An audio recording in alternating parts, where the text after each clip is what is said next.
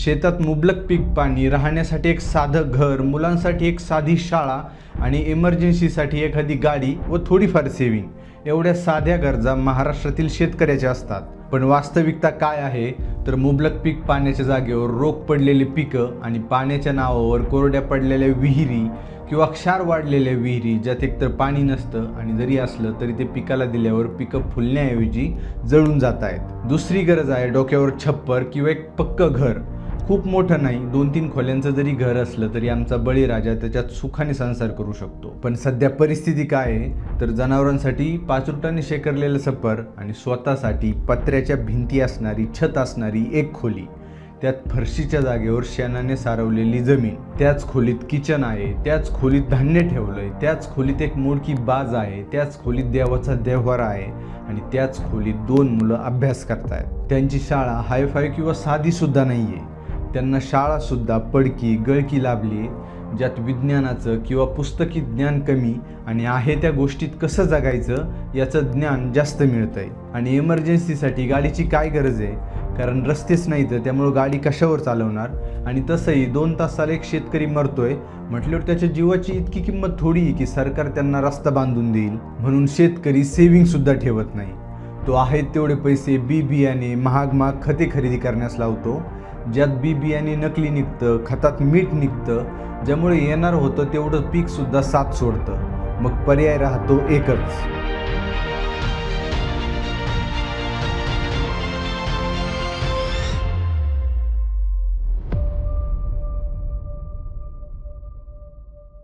आज महाराष्ट्र देशातील सर्वात वेगाने प्रगती करणारं सर्वात श्रीमंत राज्य आहे. पण या श्रीमंत राज्यामध्ये दर 2 तासाला एक गरीब सर्वसामान्य शेतकरी मरत आहे. NCRBच्या डेटानुसार देशात 2023 मध्ये 10,786 शेतकऱ्यांनी व शेती रिलेटेड मजुरांनी जीवन संपवलंय. त्यात सर्वाधिक म्हणजे 38% शेतकरी हे महाराष्ट्रातील होते. व हे फक्त 2023चं नाहीये, गेल्या 10 वर्षामध्ये दरवर्षी एवढेच शेतकरी आपलं जीवन संपवत आहेत. आणि धक्कादायक म्हणजे या संपूर्ण डेटामधील 66% शेतकऱ्यांचं वार्षिक उत्पन्न हे फक्त 1 लाख रुपये होतं. म्हणजे आज सर्व्हिस सेक्टर आणि गव्हर्नमेंट जॉब्समध्ये ज्युनियर एम्प्लॉईला पगाराची सुरुवातच 1 लाखापासून होते, तरी त्यांना ते महिनाभर पुरत नाहीतं. आणि दुसरीकडे या शेतकऱ्यांचं वार्षिक उत्पन्न हे 1 लाख रुपये आहे. त्यातच त्यांना सर्व कुटुंबाची उपजीविका पाहायची आहे, त्यातच त्यांना सर्व कुटुंबाचे दुखणे बहाणे पाहायचे, शेतीवर खर्च करायचा आहे का शक्य हे आपण विचार सुद्धा करू शकत नाही 1 लाख रुपयामध्ये 1 वर्ष जगून दाखवण्याचा. पण महाराष्ट्रातील प्रत्येक शेतकरी याच आर्थिक संकटात गुंतलाय व तो कोणीतरी मदत करेल, कोणीतरी मदतीचा हात करेल या आशेवर जगत आहे. त्यात मग तो फक्त शेतीच नाही तर दूध व्यवसाय, कुक्कुटपालन यासारखे वेगवेगळे जोडधंदे सुद्धा आजमावून पाहतोय. पण त्यात सुद्धा दुधाला भाव नसल्याने 16% शेतकरी जे फक्त शेतीच नाही तर वेगवेगळे जोडधंदे करत होते त्यांनी सुद्धा त्यांचं जीवन संपवलंय. आणि जसं डॉक्टरचा मुलगा डॉक्टर होतो, शिक्षकाचा मुलगा शिक्षक होतो, आमदाराचा मुलगा खासदार होतो, तसं शेतकऱ्याचा मुलगा शेतकरीच होतो. कारण या डेटामध्ये फक्त 5% शेतकरी असे आहेत जे ग्रॅज्युएशनपर्यंत शिकलेत. बाकी 95% शेतकरी हे 10वी 12वी पर्यंत शिकू शकले होते. पण आपल्याला शाळेत शिकवलं होतं की भारत हा कृषीप्रधान देश आहे आणि भारतातील 46% जनता ही शेती करते, म्हणजे जवळपास अर्धा भारत शेती करतो. आता एवढ्या मोठ्या प्रमाणावर शेती होते म्हटल्यावर त्याच्यात काहीतरी फायदा, काहीतरी नफा असेलच ना, नाहीतर कोण कशाला उगाच कष्ट करत राहील. पण चित्र जसं वरून दिसतं तसं अजिबात नाहीये. आपला अर्धा देश जरी शेती करत असला तरी आपल्या देशातील GDP मध्ये त्यांचं योगदान फक्त 18% आहे. म्हणजे यावरून तुमच्या लक्षात आलं असेल की शेतकरी हा श्रीमंत होण्यासाठी किंवा नफा कमावण्यासाठी शेती करतच नाही, तो शेती फक्त त्याच्या कुटुंबाची उपजीविका पूर्ण करण्यासाठी, जिवंत राहण्यासाठी करतोय. पण आज जी शेतकऱ्यांची परिस्थिती आहे ती आजपासून 1000 वर्षापूर्वी किंवा इतिहासात सुद्धा होते का तर नाही. सुरुवातीला आपल्या भारतातल्या शेतकऱ्यांमुळे, त्यांच्या उत्पादनांमुळे भारताला गोल्डन बर्ड म्हटलं जायचं आणि संपूर्ण जग आपल्याला श्रीमंत देशाचे श्रीमंत शेतकरी म्हणायचे. कारण इरिगेशन सिस्टीम पासून शेती करण्याची पद्धत ही जगात सगळ्यात चांगली भारताची होती. आणि शेतकरी फक्त कुटुंबासाठीच नाही तर देशासाठी सुद्धा योगदान द्यायचा. तेव्हा भारताच्या संपूर्ण GDP मध्ये शेतकऱ्यांचा वाटा हा 70 ते 80% असायचा. पुढे शिवाजी महाराजांच्या काळात सुद्धा बहुतेक जनता ही शेतीच करायची. म्हणून शिवरायांनी सुद्धा पिकांसाठी मोठमोठाले डॅम बांधले होते, प्रोडक्शन वाढवण्यासाठी वेगवेगळ्या उपाययोजना केल्या होत्या आणि मुघल किंवा आदिलशाह जो अवाजवी शेतीकर किंवा टॅक्स शेतकऱ्यांकडून घेत होते त्याला शिवरायांनी लिमिटमध्ये ठेवलं. नवीन शेतकऱ्यांना त्यातून सूट दिली. युद्ध काळात कर गोळा केला नाही. अशा विविध माध्यमातून त्यांनी शेतकऱ्यांना व शेतीला जिवंत ठेवलं होतं. पण पुढे इंग्रज आले आणि त्यांनी शेतीत जेवढं पिकतंय तेवढं लुटण्यास सुरुवात केली आणि महत्त्वाचं म्हणजे आपल्या शेतकऱ्यांना ज्या पिकाचा अनुभव होता ते पिकं सोडून कॅश क्रॉप जसे की कापड निर्मितीसाठी लागणारा कापूस, इंडिगो यासारखी पिकं घेण्यासाठी बळजबरी केली. आता त्याचा प्रभाव असा पडला की एकतर पीक नवीन होतं, त्यामुळे ते कसं पिकवायचं याचा शेतकऱ्यांना अनुभव नव्हता, त्यामुळे त्याचं प्रोडक्शन कमी व्हायचं आणि त्यात इंग्रज सगळं घेऊन जायचे. त्यामुळे शेतकरी त्रस्त झाला होता. तेव्हापासून शेतकऱ्यांचे जे वाईट दिवस सुरू झाले ते आजपर्यंत संपले नाही. आज इंग्रज नाहीत, पण आज खते विकणाऱ्या किंवा बियाणे विकणाऱ्या कंपन्या शेतकऱ्यांना फसवत आहेत.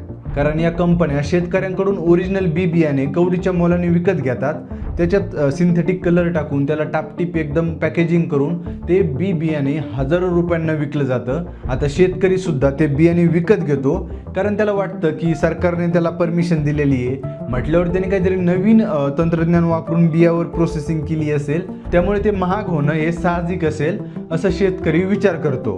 पण वास्तविकता मात्र वेगळी असते आणि हेच खतांच्या बाबतीत सुद्धा घडतंय.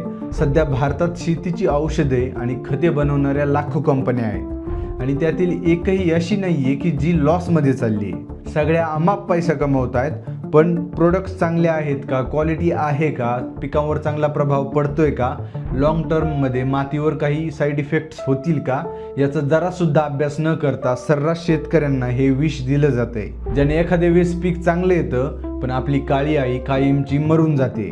आणि सध्या काही रिपोर्ट्स तर असे समोर आलेत जिथं अनेक शेतकऱ्यांना या औषधांची फवारणी करत असताना गंभीर आजाराला सामोरं जावं लागतंय किंवा काही जणांचा त्यात जीव सुद्धा जातोय. हे साहजिक आहे, कारण आपल्या देशामध्ये जेवण चांगले आहे का, क्वालिटी आहे का, सेफ आहे का हे चेक करण्यासाठी एक सेपरेट डिपार्टमेंट आहे.